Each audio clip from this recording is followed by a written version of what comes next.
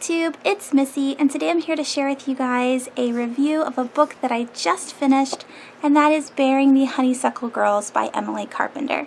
I received this book for free from SocialBookCo.com, and it's a website where you can find the lowest price for the book that you are looking for. It's kind of like Travelocity or Orbitz for books. They have a ton of retailers that they work with. I already opened up the book itself on my cell phone. It's going to be a little hard to see, but that is the book itself. And then those are all of the retailers. I don't know if you can see that. There is a bunch of retailers, and it tells you the price of the book. So we have Amazon, Book Depository, Better World Books.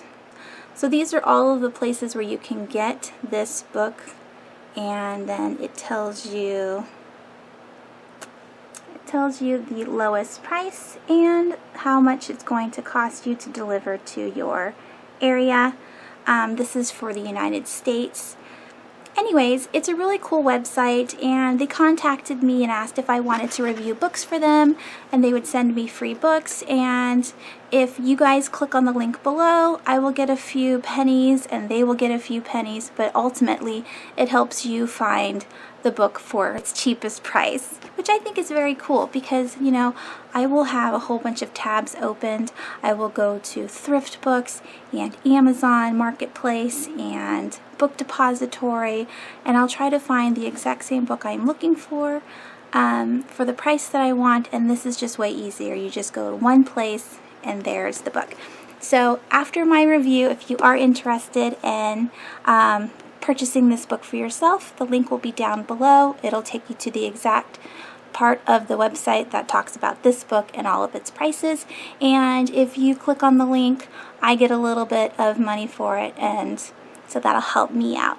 Yeah, anyways, this is an adult mystery, and when I first read the synopsis, I thought it was going to have a bit of a paranormal twist to it. I was surprised that there wasn't any paranormal because it seemed so like magical realism throughout the entire book, and it was very kind of dark and eerie. This is set in Alabama, and it's about a family tree of cursed women.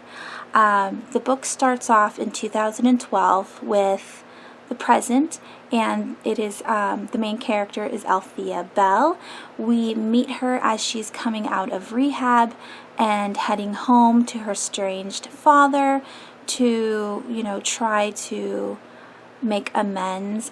But when she arrives at the house, her brother has kind of taken over. Her father has become extremely ill, and they didn't tell her while she was in rehab. So her father has Alzheimer's. He doesn't really remember anything, and all Althea wants to do is talk to her father, but her brother Wynn won't allow her to do so. So at one point during the night, her father gets a little bit of clarity, and he screams at her in the living room that he wants her to leave, that she is cursed, that she's going to die just like her mother. This is news to Althea, and she's like freaking out. She's like, what are you talking about? But her brother Wynn won't allow her to ask any more questions. He kicks her out of the house, and the only person that she can turn to is her childhood friend Jay, who lives down the street, and kind of unloads on him all of her fears and some of the things that she's been worrying about and why she had to go to rehab. And between them two, they go on it's a wild goose chase, kind of. They go on a wild goose chase to figure out what her father's talking about, how her mom died, what happened to her body, what happened to her grandparents, and why all the women in her family are cursed. I found this book to be absolutely fascinating. So we do have the 2012 where we start off with Althea, but we get flashbacks to 1937 Alabama, where the first woman in the Wooten family, or in Althea's family tree, became cursed. Jin is her great grandmother, and Jin is trying to make a business for herself on the side. Her husband works long hours doing whatever, but Jin has a Honeysuckle wine business going on, and she sells this wine to the ladies in her town, and her husband finds out that she's been hiding money from him, and he thinks that the reason why she's got all this money is that she's going to leave him, and so he kind of beats her up. And then there's this revival going on the next night where everyone has to go to it, and during this revival the husband has a change of heart. He prays to God for forgiveness and promises Jin that he will be a better husband.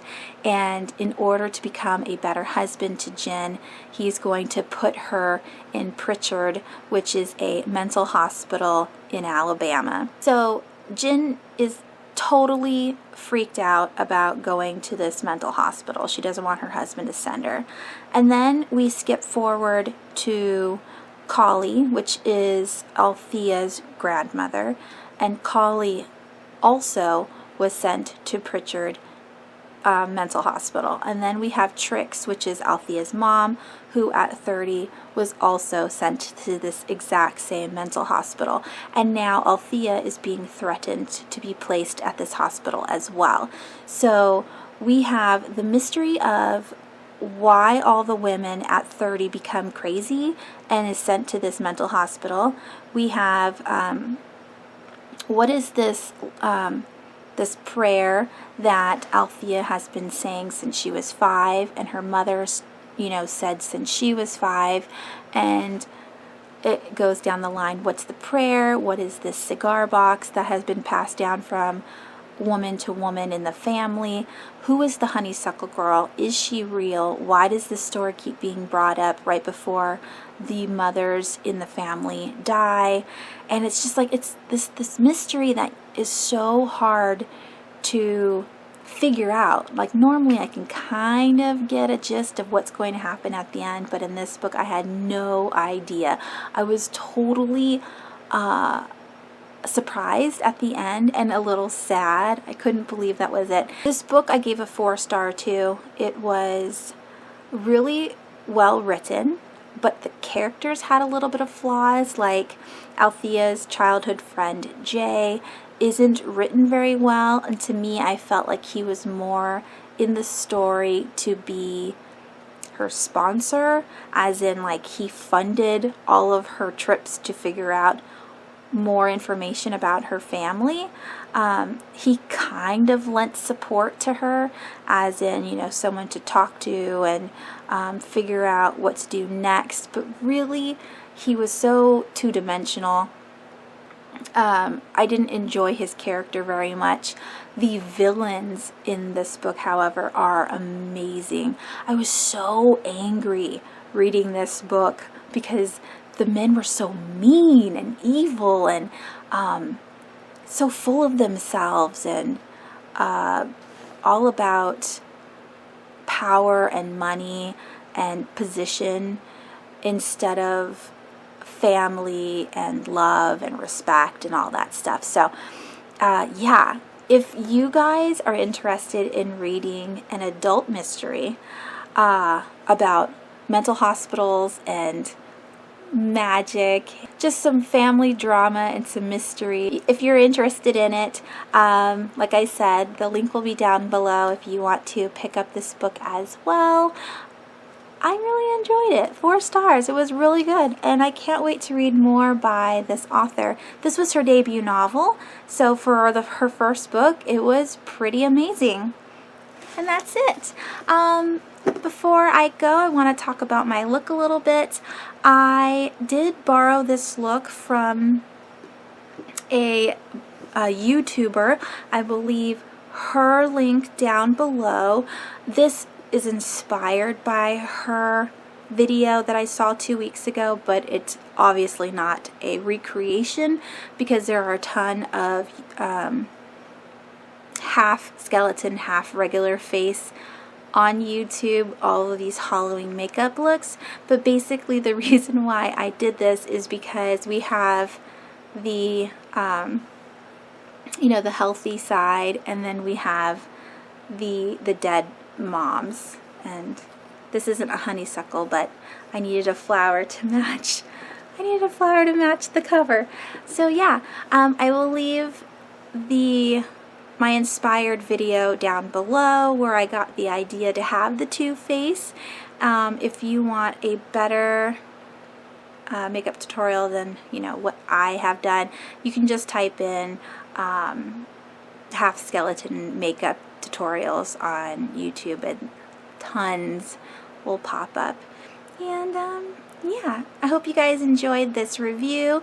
Thanks for watching. I hope you guys have a wonderful weekend, and I will talk to you soon. Bye!